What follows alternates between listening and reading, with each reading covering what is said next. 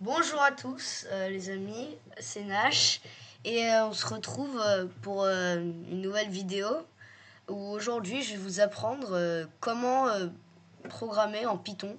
Donc c'est assez nouveau, d'habitude je fais pas ça, je sais qu'il n'y en a pas beaucoup qui me suivent mais bon.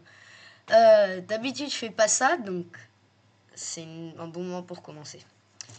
Donc déjà, qu'est-ce que c'est Python? Alors Python c'est un langage de programmation qui est très souvent utilisé par des débutants dans le monde du code et aussi par...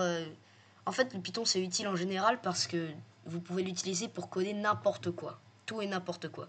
Du graphique, des jeux, ouais, tout. Donc, vu qu'on peut coder tout, c'est ce que je vais vous apprendre aujourd'hui. Donc, déjà, pour commencer, on va directement... Vous allez ouvrir n'importe quoi, n'importe quel moteur de recherche. Moi, j'ai pris Microsoft Edge, parce que j'aime bien. Et vous allez aller sur le site python.org. Voilà. Donc, voilà.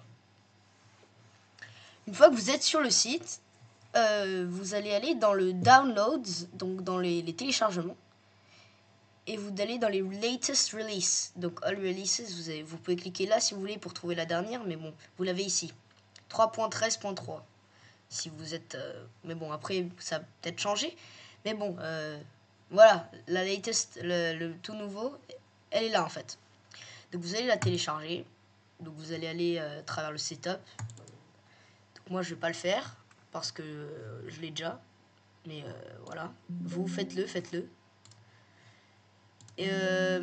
Donc une fois que vous avez fait le setup, vous allez directement aller dans le Microsoft Store et télécharger une application qui s'appelle VS Code. Donc VS Code, c'est notre éditeur de texte qu'on va utiliser pour coder, tout simplement. Donc vous en avez plusieurs, vous avez Visual Studio, mais nous on veut VS Code. Parce que je trouve que Visual Studio c'est pour des projets spécifiques, alors que VS Code vous pouvez faire tout et n'importe quoi dans le même document. Je pense que vous pouvez aussi faire ça avec Visual Studio, mais je préfère utiliser VS Code. Donc vous allez sur vous allez taper Visual Studio Code et vous allez donc vous avez une petite photo ici, vous voyez. Donc vous allez le télécharger. Il faut que c'est téléchargé. Vous allez le run et créer un nouveau fichier. Donc vous avez Open Folder. Donc d'abord il faut aller dans votre explorateur de fichiers et tout simplement créer un fichier, un nouveau fichier où vous allez stocker donc tout votre de code pardon, pas fichier, folder. Donc ouais, folder. Après, vous avez des fichiers comme ça rapides que vous pouvez ensuite glisser dans un folder. Moi, perso, je préfère pas le faire. C'est plus facile de faire comme ça. Moi, j'ai déjà ouvert un fichier. C'est celui-là. Donc, vous allez... ensuite, une fois que vous avez... Donc, vous allez ouvrir un fichier. Et une fois que vous avez créé un fichier et l'ouvrir, vous allez appuyer sur New File, donc nouveau fichier. Vous allez le nommer comme vous voulez, .py. Parce que py, c'est l'extension Python. Donc, par exemple, vous pouvez mettre... ce que vous voulez test test.py. Moi je vais le faire comme ça. Donc une fois que vous allez ouais, ok. Donc une fois que vous avez fait ça, on est parti pour apprendre la base de tout le programme, de tout ce qui est codage. Ça commence là. Les variables. Donc qu'est-ce que c'est une variable? Imaginons que je disais votre nom est égal à pourquoi pas moi je vais mettre nom égale Nash.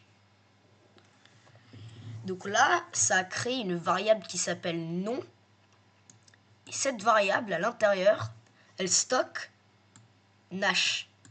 Donc Nash, qu'est-ce que c'est? En fait c'est juste des lettres, c'est juste un nom quand même. Et du coup dans nom vous allez là une fois que vous avez créé cette variable, vous pouvez maintenant jouer avec. Alors une variable, vous pouvez faire tout et n'importe quoi.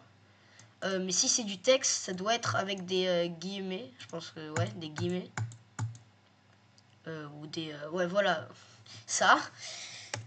Et ensuite, on va prendre une première fonction qui s'appelle... Vous savez ce que c'est afficher. Et c'est la base en fait. Vous devez apprendre à afficher quelque chose. Imaginons je souhaite afficher la variable nom. Donc je vais créer une fonction print. Print, c'est imprimé en anglais, mais c'est aussi affiché en Python. Donc dans la console, alors déjà vous allez faire terminal, new terminal, comme ça vous ouvre un nouveau terminal, une nouvelle console, et vous allez mettre nom. Donc là, si je run le code F5, mais normalement vous pouvez juste faire start debugging, Python debugger, Python file. Là, regardez ce qui va se passer dans la console. Voilà. Ça a imprimé, ça a print, ça a affiché Nash, parce que c'est ce qu'il y a à l'intérieur. Donc maintenant, imaginons, donc ça c'est la base. C'est la base de chez base. Donc après, vous avez, dans une prochaine vidéo, on va vous apprendre des trucs beaucoup plus complexes. Mais voilà la base de chez base, les variables. Je peux mettre une variable qui s'appelle favorite game, donc jeu préféré, égale à, pourquoi pas, ouais, je vais dire,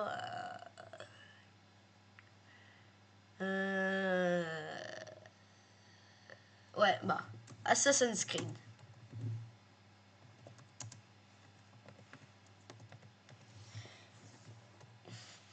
Donc, maintenant on a favorite game. Mince, pardon. Non. Donc maintenant qu'on a notre variable, on peut refaire la même chose, print notre favorite game, donc notre variable qui s'appelle favorite game. Donc vous pouvez mettre en français si vous voulez, jeu préféré. Mais voilà, moi j'ai mis en anglais. Alors, vous allez me dire c'est quoi mon erreur, pourquoi ça marche pas le code.